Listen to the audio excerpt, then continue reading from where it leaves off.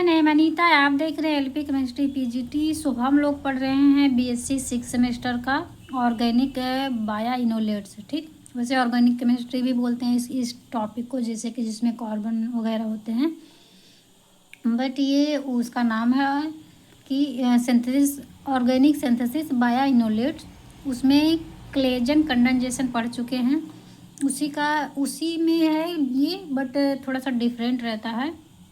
उसमें क्या होता है, सेम मालिक्यूल लिया जाता है, 2 मोल लेते हैं उसमें और रिएक्शन करवाते हैं। ठीक, सेम मालिक्यूल का इनोलेट बनाएंगे, सेम मालिक्यूल पे ही अटैक करवाते हैं। आप लोग वहाँ जाके पिछले लेक्चर में देख सकते हैं, पूरा डिटेल में समझाया गया है।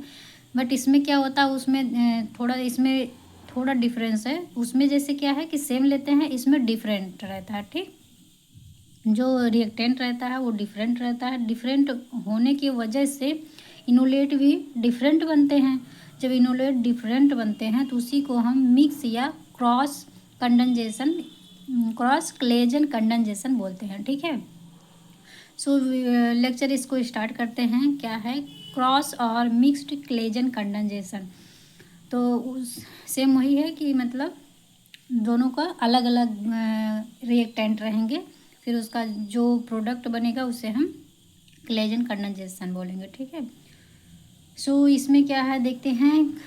क्रॉस्ड और mix Claisen condensation occur between 2 different ester and product form beta keto ester. ठीक है, ये कह रहा है क्लेजन या मिक्स, क्रॉस या मिक्स क्लेजन कंडेंसेशन जो रहता है हमारा, उसमें 2 डिफरेंट रिएक्टेंट रहते हैं। ठीक, और रिएक्टेंट क्या रहता है, क्लेजन में एस्टर ही लिया जाता है। ठीक है, तो एस्टर लिया जाता है तो क्या है कि 2 डिफरेंट एस्टर लेंगे। ठीक, एंड क्या होगा, जो प्रोडक्ट फॉर्म होगा वो प्रोडक्ट का नेम क्या है, बीटा कीटो एस्टर बनेगा। ठीक, उसके बाद क्या है, Claisen condensation also take place between an ester and a ketone to form a beta diketone. ठीक है, ये कह रहा है कि जब डिफरेंट लेते हैं तो ये क्या होगा, ये कह रहा है ये एक एस्टर हो। ठीक है, एक एस्टर हो और दूसरा क्या रहेगा, कीटोन। जब एक एस्टर और कीटोन लेके रिएक्टेंट ले लेते हैं, रिएक्शन करवाते हैं, तो उसमें जो प्रोडक्ट फॉर्म होता है उसका नाम क्या है, बीटा डाई कीटोन। ठीक, उसमें बीटा डाई कीटोन फॉर्म होता है। ठीक है, तो उसका हम लोग रिएक्टेंट जो मतलब एस्टर है उसका रिएक्शन करवा के देख लेते हैं। जैसे कि देखिए यहाँ पे है, यहाँ पे कई रिएक्शन करवा दिए हैं, और देखिए जो इसमें उसमें है कि मैकेनिज्म जो रहता है वो उसमें करवा दिए हैं। ठीक, इसके पिछले लेक्चर में जो क्लेजन कंडेंसेशन है उसमें मैकेनिज्म हुआ है। ठीक, तो इसमें ढेर सारे एग्जाम्पल देख लेते हैं केवल, बाकी आप उसमें देखेंगे जैसे उसमें मैकेनिज्म करवाए हैं सेम वैसे इसमें भी रहेगा। ठीक, सो इसका देखेंगे कैसे। देखिए अभी बोले हैं कि 2 डिफरेंट एस्टर रहेगा। ठीक, तो यहाँ पे देखिए RCH2CuO C2H5 लिया गया है। यहाँ पे देखिए क्या है, R डैश है। ठीक, इसका मतलब क्या है कि मतलब यहाँ पे जो R रहेगा, मान लीजिए यहाँ पे CH3 लिए तो यहाँ पे CH3 नहीं लेंगे। ठीक, यहाँ पे CH3 लिए, यहाँ पे क्या ले लेंगे, कुछ अलग ग्रुप ले लेंगे। R मतलब एल्किल ग्रुप होता है और R की जगह पे कुछ भी रख सकते हैं, जैसे हाइड्रोजन हो गया एंड PH हो गया, CH3 हो गया, ये सब यहाँ पे रख सकते हैं। ठीक, यहाँ पे भी रख सकते हैं, यहाँ पे भी रख सकते हैं, वही सेम। बट क्या रहता है कि अगर इसमें जब रखेंगे तो ग्रुप सेम नहीं करेंगे। यदि यहाँ पे हाइड्रोजन रख रहे हैं तो यहाँ पे CH3 रखेंगे। ठीक, यहाँ पे PH रख रहे हैं तो यहाँ पे ओनली H रखेंगे। ये चीज़ कहने का मतलब है। बट रखने को कहीं पे भी, दोनों में से कहीं पे भी रखेंगे, हाँ एक ही साथ एक ही मालिक्यूल नहीं रखेंगे। ठीक, तो यहाँ पे देखिए R डैश लगा है, बाकी सारा सेम है, CH2CuO C2H5। तो ये डिफरेंट एस्टर हमने लिया। फिर बेस के प्रेजेंस में रिएक्शन होता है। ठीक, क्रॉस क्लेजन कंडेंसेशन और जो क्लेजन कंडेंसेशन है दोनों बेस के प्रेजेंस में ही होता है। ठीक, तो हमने ये रिएक्टेंट में एस्टर लिया और बेस लिया। बेस का वैसे बेसिकली पहचानने का तरीका ये है, जो मोर इलेक्ट्रोनेगेटिव होते हैं और फिर जिससे यहाँ पे निगेटिव लगा है तो वो नियरली बेस की तरीके ही काम करता है, ठीक। सो ये बेस का काम क्या होता है कि एसिडिक प्रोटॉन लेना, जैसे कि हम इसको पहले लेक्चर में भी पढ़ चुके हैं कि बेस का काम होता है एसिडिक प्रोटॉन लेना। और एसिडिक प्रोटॉन कहाँ मिलता है? जहाँ पे मोर इलेक्ट्रॉन विड्रॉइंग ग्रुप लगे होते हैं वहाँ पे एसिडिक प्रोटॉन मिलता है, ठीक। तो यहाँ पे मोर इलेक्ट्रॉन विड्रॉइंग ग्रुप कौन सा है? ये इतना, ठीक। ये इतना आपका क्या है, इसमें भी देखिए है और इसमें भी इतना, ये इतना है आपका more electron withdrawing group. Electron withdrawing group मतलब क्या होता है? जो इलेक्ट्रॉन को अपनी तरफ खींचता है, ठीक। इलेक्ट्रॉन जो रहता है अपनी तरफ ये खींच लेता है। जब ये इलेक्ट्रॉन खींचता है अपनी तरफ तो ये जो बॉन्ड रहता है ये वीक होने लगता है, ठीक है। जो ये बॉन्ड वीक होने लगता है उस हिसाब से ये कार्बन जो है तो इस हाइड्रोजन से इलेक्ट्रॉन खींचता है। जब ये हाइड्रोजन से इलेक्ट्रॉन खींचेगा तो ये हाइड्रोजन और कार्बन के बीच में जो बॉन्ड बनते हैं वो वीक हो जाएगा, ठीक। तो ये टूट जाता है। तो इसमें जो एसिडिक हाइड्रोजन पहचानने का तरीका यही है ना कि जो ईजिली आसान तरीके से आराम से हाइड्रोजन रिमूव कर देता है वो ज़्यादा एसिडिक होता है, ठीक। तो जैसे कि अभी तो एस्टर ही लिए हैं तो दोनों में सेम है, सेम लिया गया है तो दोनों में दोनों एसिडिक सेम है, ठीक। लेकिन अब अलग अलग डिफरेंट ले लेते हैं, जैसे NO2 हो गया और CN हो गया, ये अलग अलग ग्रुप हैं। तो अलग अलग ग्रुप अलग अलग तरीके से बिहेव करते हैं तो उसी तरीके से एसिडिक का कैरेक्टर भी चेंज हो जाता है। किसी का ज़्यादा रहता है इफेक्ट के वजह से, किसी के साथ हाइड्रोजन रहेगा तो ज़्यादा एसिडिक फॉर्म करता है और किसी के साथ उससे कम एसिडिक कैरेक्टर निभाता है, ठीक है, ऐसे रहता है, ठीक। तो अभी तक दोनों में सेम है। तो इसके बगल वाला जो कार्बन है उस पर जो हाइड्रोजन लगे रहते हैं वही हमारा क्या होता है? एसिडिक हाइड्रोजन, ठीक। तो यहाँ पे एसिडिक हाइड्रोजन ले लेगा एक का, तो यहाँ पे देखिए बन जाता है इनोलेट। सो इनोलेट बनता है, यहाँ पे आ जाएगा, यहाँ पे जब यहाँ से लेगा ना तो यहाँ पे आ जाएगा निगेटिव। तो ये निगेटिव इस पे अटैक करेगा, ठीक है। इस पे अटैक किया तो ये बॉन्ड हो जाएगा ब्रेक। फिर उसके बाद अगेन ये अब यहाँ से अटैक किया तो यहाँ पे बॉन्ड ही भी बना लेगा, किससे? इससे, ठीक। इस तरह से बॉन्ड किया, यहाँ से जब अटैक करेगा निगेटिव हो जाएगा। फिर अगेन जो ये निगेटिव इस पे मूव करेगा फिर डबल बॉन्ड बन जाएगा तो ये वाला जो रहता है ये निकल जाता है, ठीक। ये निकल जाता है तो बनेगा क्या? केवल इसको निकाल के हम यहीं से इस CH2 को जोड़ देते हैं, ठीक। अब देखिए यहाँ से एक एक H निकल जाता है तो CH बचेगा, ठीक। तो यहाँ से हम इस कार्बन से इस CH को जोड़ देंगे, जैसे कि ये प्रोडक्ट आपका बन रहा, ये R' यहाँ पे रहेगा ही, ठीक। देखिए तो ये देखिए बन गया। यहाँ इसमें 4 प्रोडक्ट बनता है बेसिकली, ये जान लीजिए कि इसमें 4 प्रोडक्ट बनता है। कैसे बनता है कि पहले देखिए यहाँ पे इनोलेट, जैसे कि इनोलेट बनाया जाता है, यहाँ पे इनोलेट बनाया, इस पे अटैक किया तो एक प्रोडक्ट। अब अगेन इस यहाँ पे इनोलेट बनेगा, इस कार्बन से लेगा और इस पे अटैक करेगा तो जो प्रोडक्ट बनेगा 2, ठीक है। इससे इनोलेट बनाया एक प्रोडक्ट, इससे इनोलेट बना के इस पे अटैक किया 2 प्रोडक्ट, एक बार सेल्फ हो जाएगा, ठीक। कैसे? देखिए इसी का 2 मोल ले लेंगे, इसी का बनाएंगे, इसी पे अटैक करवाएंगे। 2 मोल लेंगे तो एक बार बना लेंगे, उसके बाद दूसरे वाले पे अटैक करवा देंगे, वो तीसरा बना। और इसका जो है इस पे फिर अगेन इसका 2 मोल ले लेंगे तो यहाँ पे इनोलेट बनाएंगे, फिर दूसरे पे अटैक करवाएंगे इसी के मोल पे, तो चौथा हमारा प्रोडक्ट बन जाएगा, ठीक।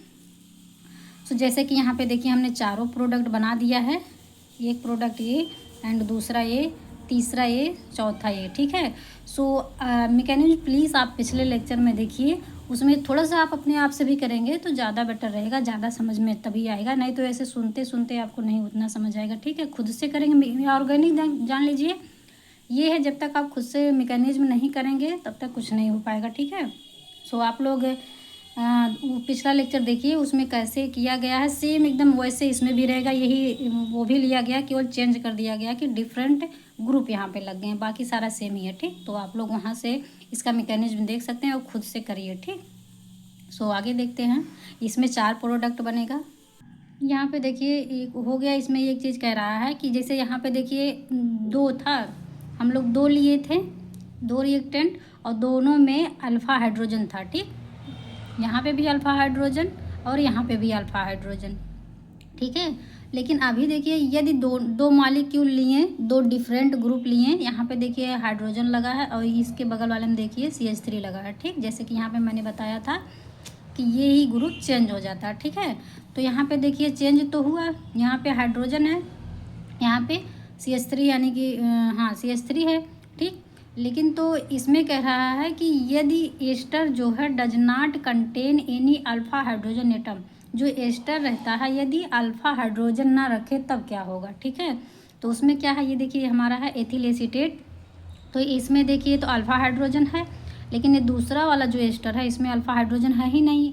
अब इसको कैसे पता करेंगे कि नहीं है? अल्फा हाइड्रोजन होने के लिए इसके जो कीटोन वाला ग्रुप है, इसके बगल का जो कार्बन रहेगा वो अल्फा कार्बन होता है, ठीक। बगल वाला अल्फा कार्बन होता है, उस कार्बन पे जो हाइड्रोजन रहते हैं वो हमारा अल्फा हाइड्रोजन हो जाता है। जैसे कि यहाँ पे देखिए है, तो इसके बगल में अल्फा कार्बन है, तो इस कार्बन पे जो हाइड्रोजन लगेंगे ये अल्फा हाइड्रोजन है, ठीक। तब इसमें क्या होता है, देखिए बेस दिया गया है, तब इसमें तो है नहीं अल्फा हाइड्रोजन, तो यहाँ से ये प्रोटॉन लेगा। अब यहाँ से प्रोटॉन लेगा, यहाँ पे आ जाएगा निगेटिव चार्ज, ये निगेटिव चार्ज यहाँ पे अटैक करेगा, ठीक। यहाँ पे आ जाएगा निगेटिव चार्ज, हो जाएगा यहाँ पे CH2, ये निगेटिव चार्ज इस पर अटैक करेगा, फिर ये डबल बॉन्ड यहाँ से ब्रेक हो जाएगा, ठीक। ये बॉन्ड ब्रेक होगा और फिर यहाँ पे आ जाएगा निगेटिव चार्ज, अगेन ये निगेटिव चार्ज इधर आएगा तो फिर यहाँ पे डबल बॉन्ड फॉर्म होगा और ये रिमूव हो जाएगा, ठीक है। ये रिमूव हो जाएगा तो केवल यही वाला यहाँ पे आके ऐड हो रहा, ये वाला रिमूव हो जा रहा। जैसे कि आप ये प्रोडक्ट देख सकते हैं, क्या बन रहा हमारा, एथिल फार्मिल एसीटेट बन रहा, ठीक है।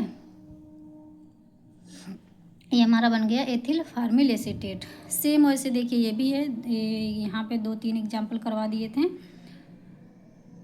यहाँ पे देखिए, यहाँ पे भी देखिए चेंज है, यहाँ पे देखिए पीएच लगा, पीएच का मतलब होता है फेनिल और बेंजीन भी उसको बोलते हैं, ठीक है।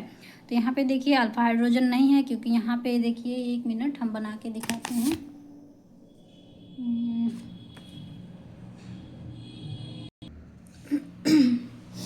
देखिए ये बनाया है बेंजीन, ये इतना आपका है बेंजीन, ठीक। अब इसी पे COOET लगा है। अब देखिए यहाँ पे डबल बॉन्ड है, एक ये और ये 2 और ये 3, ये वाला 4। अब देखिए यहाँ पे अगर हाइड्रोजन लगा देंगे तो ये 5 हो जाएगा ना। कार्बन जो है केवल 4 ही बॉन्ड बनाता है, तो यहाँ पे 4 बॉन्ड तो ऑलरेडी है, 2 ये 3 4, और इसको लगा देंगे तो ये 5 हो जाएगा। तो हम यहाँ पे हाइड्रोजन नहीं लगाते हैं, केवल ये इसी बॉन्ड से ही अपनी बैलेंसी कंप्लीट कर लेता है, ठीक। तो ये इसमें जो लगा है तो यहाँ पे जो अल्फ़ा हाइड्रोजन होता है ही नहीं, अल्फ़ा कार्बन तो है लेकिन यहाँ पे अल्फ़ा हाइड्रोजन नहीं है, ठीक। अब देखिए इसमें अल्फ़ा हाइड्रोजन नहीं है बट क्या है, इसमें है, ठीक। तो इसमें क्या होगा, ये जो बेस है यहाँ से लेगा प्रोटॉन, ठीक। यहाँ से प्रोटॉन लेगा, फिर यहाँ पे नेगेटिव चार्ज आ जाएगा। जैसे कि यहाँ पे हम बता देते हैं, जैसे वहाँ से प्रोटॉन लिया तो ये बन जाएगा CH2 निगेटिव और क्या चीज़ है COOET, ठीक। अब यहाँ से प्रोटॉन लिया, निगेटिव बन गया, यही चीज़ यहाँ पे अटैक करेगा इस तरह से, ठीक। अब यहाँ पे इस तरह से हुआ तो फिर यहाँ पे आ जाएगा नेगेटिव चार्ज, जैसे कि आप इस तरह से भी इसे लिख सकते हैं, और O नेगेटिव और यहाँ पे आ जाएगा OET, ठीक। अब देखिए यही चीज़ हम कह रहे थे, और देखिए ये चीज़ यहाँ पे ऐड हो जाएगा, क्या है CH2 और OET। अब क्या चीज़ है, ये यहाँ पे अगेन मूव होगा और ये रिमूव हो जाएगा, मतलब कि ये निकल जाएगा, यहाँ पे डबल बॉन्ड आ जाएगा और क्या बनेगा आपका, देखिए यही बन जाएगा, ठीक है। पीएच यहाँ पे है और पीएच पे जो ये लगा है OET रिमूव हो गया है, बाकी ये CH2 यहाँ पे आके ऐड हो गया, ठीक। इस तरह से बन गया है। सो आई होप आप लोग को समझ आ गया है ये मैकेनिज्म भी, एंड क्रॉस और मिक्स कोलेजन कंडेंसेशन, ठीक है। और एक एग्जाम्पल ये भी है, आप लोग देख लीजिए, सेम वैसे ही है। इसमें भी देखिए एक ही में केवल अल्फ़ा हाइड्रोजन है, इसमें नहीं है, ठीक। सो इस पे यहाँ से नेगेटिव चार्ज लेगा, ये आपके लिए होमवर्क है बट थोड़ा सा हिंट दे देते हैं। यहाँ पे नेगेटिव चार्ज आएगा, फिर ये अटैक करेगा, यहाँ पे कहीं पे भी अटैक कर देगा, यहाँ पे भी और यहाँ पे। क्यों? क्योंकि इधर भी देखिए OET लगा है, इधर भी OET लगा है, मतलब कि जो इन्वायरमेंट है यहाँ का दोनों का सेम है, तो हम किसी पे भी अटैक करवा सकते हैं, ठीक। अटैक करेगा एक, फिर राउंड फिर रिमूव करेगा इधर, जब डबल बॉन्ड आएगा तो ये रिमूव हो जाएगा। रिमूव होने के बाद प्रोडक्ट क्या बनेगा आपका, ये चीज़, ठीक। सो आप इसको करिएगा। और हाँ, और कुछ रहे तो कमेंट प्लीज़ करिएगा कि कैसा लगा वीडियो, और भी कुछ पढ़ना रहे तो ज़रूर बताइएगा क्या चीज़ है, क्या पढ़ना है आपको। सो आज के लिए इतना ही, मिलते हैं नेक्स्ट वीडियो में, तब तक के लिए बाय बाय।